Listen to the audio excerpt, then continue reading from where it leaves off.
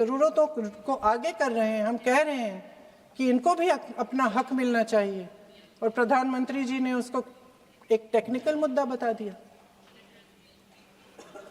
हमारे प्रधानमंत्री महोदय किस बात से घबरा रहे हैं? इसी बात से ना कि जब नई जनगणना होगी तो इस ओबीसी वर्ग के असली आंकड़े निकलेंगे और उसमें पता चलेगा कि ये वर्ग कितना मजबूत है, कितना बड़ा है, और उसके हक को कोई नकार नहीं पाएगा। 2011 की जनगणना को परसीमन का आधार बनाकर प्रधानमंत्री जी ओबीसी वर्ग की ये हक छीनना चाहते हैं। उनके साथ एक बहुत बड़ा अन्याय करने जा रहे हैं। अध्यक्ष महोदय, कांग्रेस पार्टी कभी नहीं होने देगी। हमारा संविधान सबका है, ये देश एक एक देशवासी का है।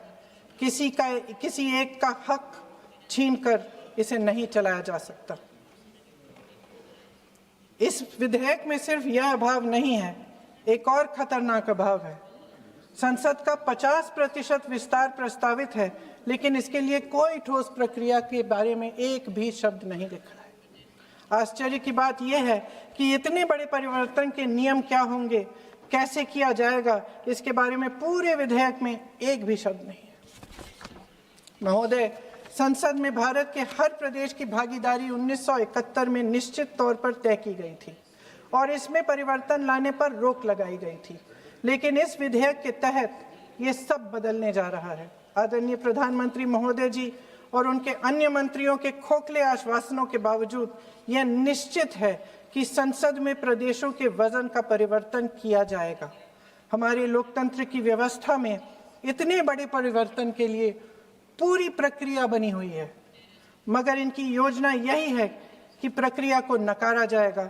जिस तरह असम में इन्होंने मनचाहे सीटों को काटा पीटा, विपक्षी दलों के नेताओं की सीटों का विभाजन किया और अपने राजनीतिक फायदे के लिए नई सीमाएं बनाई, उसी तरह ये पूरे देश में इसका मतलब ये है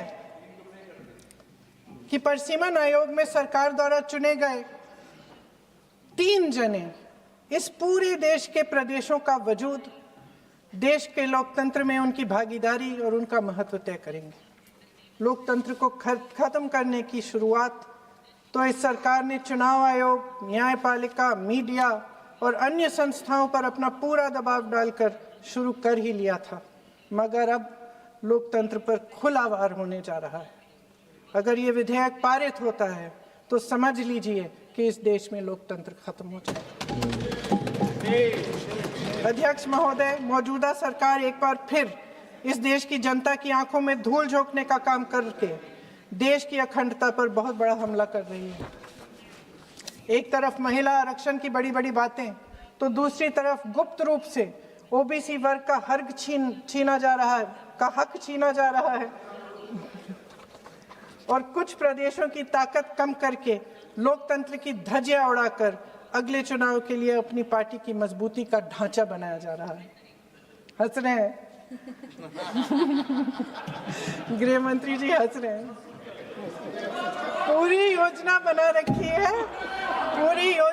रखी है। चाणक्य आज अगर जिंदा होते तो वो भी चौंक जाते आपकी राजनीतिक कुटिलता पे।